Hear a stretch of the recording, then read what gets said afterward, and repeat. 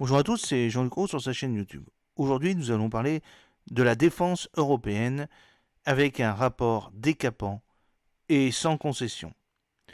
Dans le rapport, les députés Jean-Charles Larsonneur et Jean-Louis Thériault dressent un bilan sans concession des faiblesses de l'industrie d'armement européenne et appellent à une révolution copernicienne. Réagir, et vite, c'est en substance le message adressé à l'aéropage européen de défense par les députés Jean-Charles Lassonneur, non inscrit, et Jean-Louis Thériault, LR, deux des meilleurs spécialistes du monde militaire à l'Assemblée nationale. Dans un rapport adopté ce mercredi 15 mai par la Commission de la Défense, les deux députés dressent un bilan sans concession des faiblesses de l'industrie de défense européenne et appellent à un sursaut. Pour que la France et l'Europe restent des acteurs de l'histoire et n'en deviennent pas des témoins tremblants, une révolution copernicienne de l'industrie de défense en Europe s'impose pour être en capacité de produire collectivement plus et plus vite, écrivent les rapporteurs. Le constat de départ est sans appel. L'industrie militaire européenne, dimensionnée pour les temps de paix, a de plus en plus de mal à exister face aux compétiteurs. Les fameux dividendes de la paix ont fait des ravages dans les budgets de défense européens. Si tous les États membres avaient consacré 2% de leur PIB à la défense de 2006 à 2020, plus de 1100 milliards d'euros supplémentaires auraient bénéficié aux politiques de défense, dont 270 milliards d'euros d'investissement en équipement, écrivent les rapporteurs. 63% des commandes passées à l'oncle Sam. Ce sous-investissement a plombé les acteurs européens du secteur, alors que 4 groupes du vieux continent figuraient sur le top 10 mondial des industries de l'armement en 2014, le britannique BAE Systems est le seul rescapé en 2024. Ce manque de taille critique est aggravé par la fragmentation de l'offre militaire du vieux continent. L'Europe a 25 types différents de frégates et 16 véhicules de combat d'infanterie, contre respectivement 2 et 3 aux États-Unis. Même la hausse des budgets depuis le début de l'invasion de l'Ukraine n'a pas permis de vraiment relancer la machine.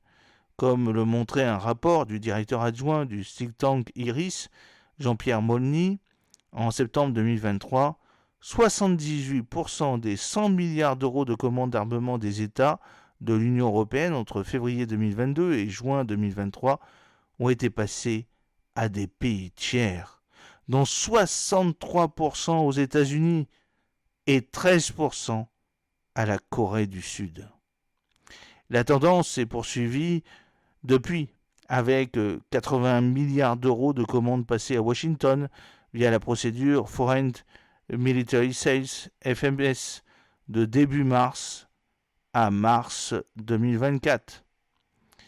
Le chasseur F-35 de Lockheed Martin incarne parfaitement cette tendance. Il a été commandé à 560 exemplaires par 13 pays européens. L'avenir est d'autant plus sombre qu'une nouvelle tendance se fait jour. La conversion d'une partie des industriels européens, notamment en Allemagne, à la fabrication en sous-traitance d'équipements américains. C'est le cas du géant de Düsseldorf Rheinmetall, qui va assembler des tronçons de F-35, des lance-roquettes HIMARS, mais aussi de la filiale allemande de MBDA, qui va construire des missiles Patriot, le rival américain de son système de défense aérienne SAMP-T, conçu avec Thales. Il y a aussi l'usine à gaz des dispositifs européens. Comment briser ce cercle vicieux ? Les rapporteurs appellent d'abord à une réforme en profondeur des dispositifs européens dédiés au renforcement de l'industrie de défense. Certes, écrivent-ils, le paquet défense présenté par la Commission européenne le 5 mars 2024, dit EDIS-EDIP, va dans le bon sens, en visant une augmentation des capacités de production des États membres et une hausse des achats d'équipements made in Europe, au moins 50% en 2030 contre 20% aujourd'hui. Mais il souffre de 3 défauts majeurs selon les députés. D'abord, le financement associé. 1,5 milliard d'euros sur 2025-2027 apparaît en net décalage par rapport aux ambitions affichées. Ensuite, le paquet défense crée une multitude de structures aux acronymes plus ou moins ragoûtants. La CEAP, la DIRP, la FAST, dont l'articulation avec les acteurs et les dispositifs existants, l'Agence européenne de défense, la Fed, l'OCAR, le CSP pose question. Le risque est de créer une usine à gaz institutionnelle avec une forte fragmentation des acteurs et des compétences, écrivent les députés. Enfin, le plan EDIP semble remettre en cause des compétences exclusives des États membres, qui seraient transférées à Bruxelles à bas bruit. Cette tendance de la Commission à profiter de l'augmentation des financements communautaires pour s'arroger de nouveaux pouvoirs doit être surveillée, plaident les rapporteurs. Ces derniers appellent à un vrai reset des instruments de l'Union européenne liés à la défense. Le Fonds européen de la défense, la Fed, doté de 8 milliards d'euros, devrait financer un nombre plus réduit de projets, estime-t-il, en se focalisant sur des équipements dont les armées ont vraiment besoin, et pas des programmes de recherche et développement destinés à faire tourner les bureaux d'études des industriels. Jean-Charles Larsonneur et Jean-Louis Thierrot suggèrent également d'ouvrir les portes du Fed au Royaume-Uni, acteur majeur des technologies de défense en Europe, une proposition qui risque de donner des boutons à certains commissaires européens, dont Thierry Breton. Scud contre Rheinmetall et MBDA Allemagne. Les rapporteurs dégainent d'autres propositions décapantes. Ils poussent à un véritable Buy Europe Act de défense, qui verrait la mise en place d'un système de bonus-malus de financement européen en fonction du taux d'acquisition d'armes dans les pays hors Union européenne. En gros, plus un État achèterait hors Union, moins il toucherait de subsides communautaires. Les députés Larsonneur et Thierrot appellent même à exclure des financements européens les acteurs qui fabriquent sous licence des armements américains, israéliens ou d'autres pays tiers. Un véritable Scud qui vise Rheinmetall, la filiale allemande de MBDA, et le missilier Diehl, et qui risque de créer quelques acouphènes du côté de Berlin. Les rapporteurs proposent également une réforme de la politique de prêt de la Banque européenne d'investissement, le BEI. Aujourd'hui, celle-ci exclut les armes et munitions des activités éligibles, au même titre que le commerce du sexe et le clonage d'êtres humains. Le BEI ne peut donc financer que des projets dits à double usage, qu'elle peine d'ailleurs à trouver. Seuls 2,3 milliards d'euros ont été décaissés sur les 8 milliards de l'initiative stratégique pour la sécurité européenne, ISSE, de la banque. Les deux députés appellent à supprimer purement et simplement cette règle. La France doit aussi bouger.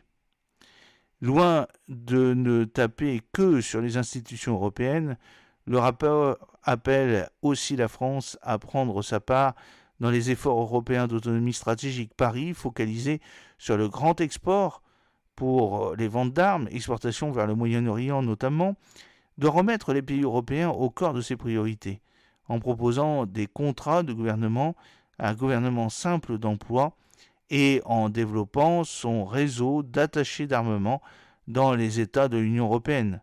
Seuls 6 pays européens ont des attachés résidents, suggère le document. Une autre proposition ambitieuse est de prévoir des commandes surnuméraires destinées à l'exportation, un peu sur le modèle des Foreign Military Sales, les FMS américaines. En clair, la France accepterait de commander plus d'équipements, frégates FDI, canons César, que ses besoins propres. Ceci pourrait ainsi être livré très rapidement à des clients export, pour lesquels les délais de livraison sont devenus un critère de choix majeur. En attendant, ces équipements pourraient être utilisés dans le cadre d'entraînement ou servir de stock pour les Césars activables en cas de conflit de haute intensité. Des soldats ukrainiens, par exemple, tirent sur des positions russes avec un canon César. C'est une photo du 15 juin 2022. Il faut aussi sortir du tout Allemagne. Les députés appellent enfin la France à sortir du tout Allemagne dans ses partenariats capacitaires, SCAF, MGCS. Paris soutiennent les rapporteurs pourraient élargir ces alliances à la Suède, notamment sur le segment des missiles et des avions AWACS, et à la Pologne, munitions navales, hélicoptères, satellites, de quoi renforcer un leadership français dans la défense européenne que Berlin contexte désormais ouvertement, car Berlin est à l'assaut des Américains. Voilà, j'espère que cette petite vidéo vous a plu. N'oubliez pas de cliquer sur le pouce pour la promouvoir, de vous abonner si ce n'est pas encore fait et de partager cette vidéo sur vos réseaux sociaux. A très bientôt, fidèlement, Jean-Luc Haut.